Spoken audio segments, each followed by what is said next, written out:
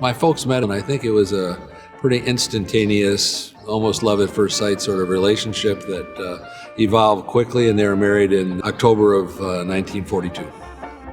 Growing up in the Beart household would be, I would say, pretty much what people imagine the 50s were.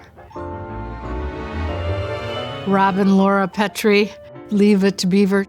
It was kind of like that.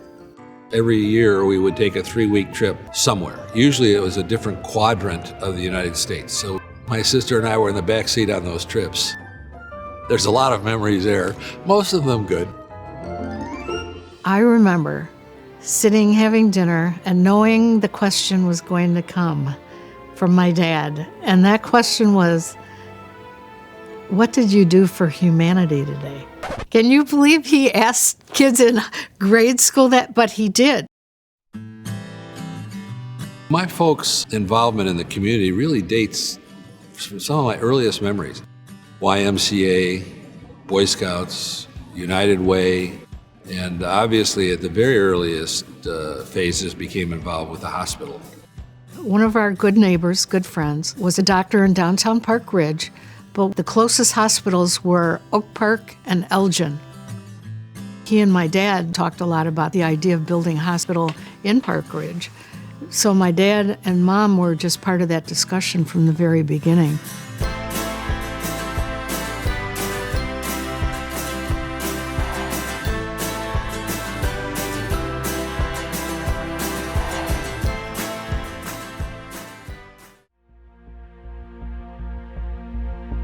My dad, he went to Augustana College and worked for Illinois Tool Works as a metallurgist.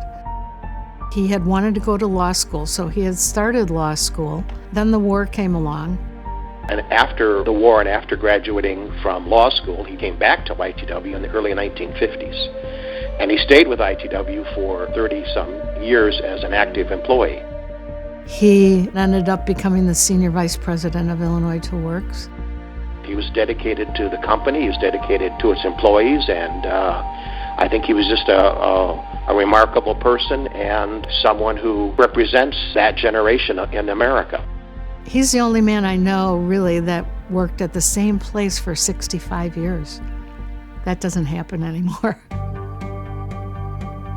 Bob and Helen were always there. They were certainly a team and high energy for the activities of the hospital. My grandparents were leaders of the community, and they wanted to instill in other people to give back the way they did. My mother was very humble. Her words were, I don't want accolades. I just want to give it.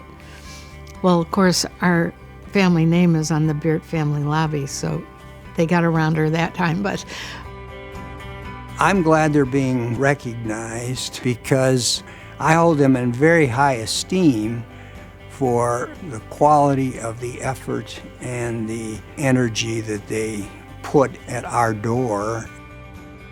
I think they're a good role model for not only us as children, grandchildren, and great-grandchildren, but for others who want to become involved in their community.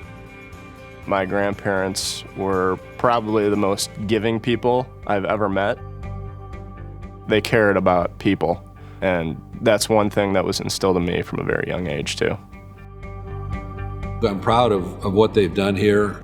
I don't think they did it as a legacy. I mean, I don't think that they would use that term and we wouldn't use that term. But we're certainly proud that they were able to do this and chose to do this. I'm very proud of them for having supported Lutheran General and proud that our family was just a small part of that, because I know it takes a huge community to do that.